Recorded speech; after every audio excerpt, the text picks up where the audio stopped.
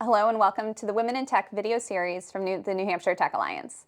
My name is Shannon Herman and I am a Senior Recruiting Manager for Alexander Technology Group and also honored to serve on the Board of Directors here at the New Hampshire Tech Alliance. One area of focus that we consistently strive to bring to the New Hampshire Tech Alliance is to highlight innovative women in tech throughout the state of New Hampshire. The Women in Tech video series is part of our Tech Women, Tech Girls initiative. Here today, I have Erin Martin, who's the Reliability Engineer Leader at Hypertherm Associates. Welcome, Erin. Thank you. Do you mind telling a little bit about yourself or what you do for Hypertherm? Sure. So I'm the Reliability Engineering Leader. I run a group of 11 engineers and technicians, and we focus on trying to break our products before our customers can. So Hypertherm makes industrial cutting and shaping solutions like plasma, fiber laser, water jet, and some of the robotics technology as well. And we get to try to break it all. Great. I love it. Yeah, I think sometimes people don't realize about Hypertherm because you're tucked away in the top corner of the state, right? We're right up around Dartmouth College. Awesome. Yep. Well, thanks for joining us today. As you know, we prepared a few questions to just talk through you being a tech leader. So the first one we have is, what inspires you to promote inclusivity and diversity in the technology sector, particularly for women, and how has that commitment impacted your leadership? Yeah, that's a great question. It's something that I've really put a lot of focus on in my role as a leader. We are very male-dominated, especially in technology in New Hampshire, and manufacturing even more so. People really see manufacturing as being this dirty kind of work, unsafe, and that's pretty far from the truth. So I really try to target diverse perspectives on my team. Everybody looks at things a different way and carries different life experiences. And if you're willing to listen to those voices, they're often the most innovative and have the best ideas. Absolutely.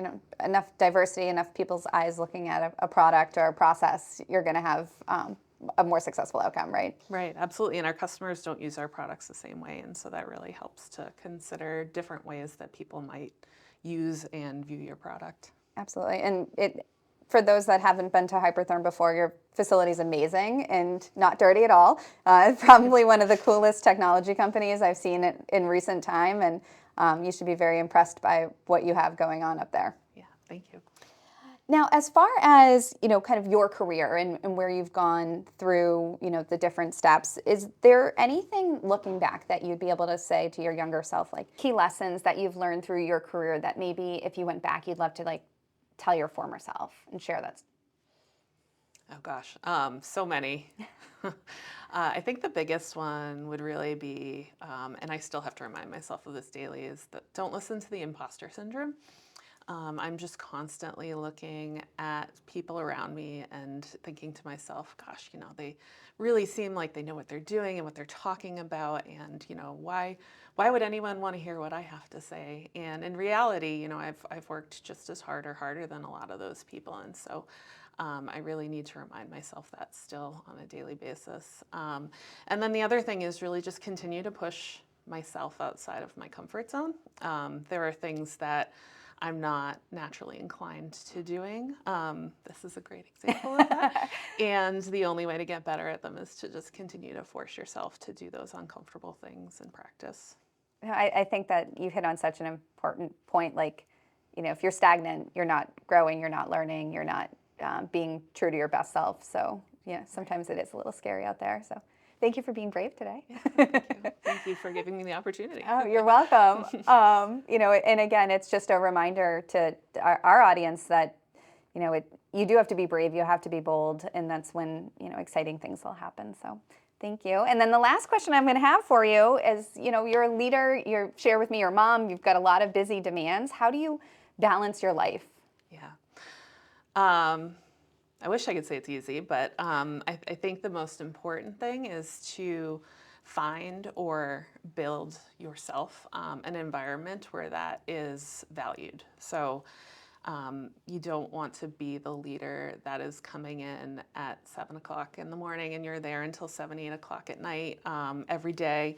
And that's really going to discourage your team from feeling like they have a good work-life balance. And so, practice what you preach. Tell your team that that's an important thing to you. And I think kind of more recently, it's become really apparent to me that, your youth and your energy and your health and life in general are just, they're fleeting. So enjoy them while you have them, and, enjoy your family, enjoy your friends, enjoy yourself. And there's always going to be work, always. Yeah. Since the dawn of time, there's been work. So just enjoy the simpler things. Yeah, I think that's such a good reminder, because if you're filling your cup on all the other things, you're going to be a better leader when you show up to the office, and probably a more empathetic leader when other people, might need that flexibility and time. Right. Excellent. Well, thank you so much for joining us today, Erin, and Thank you. happy that you were able to share your story with us. Yeah, great. Thanks for having me. You're welcome.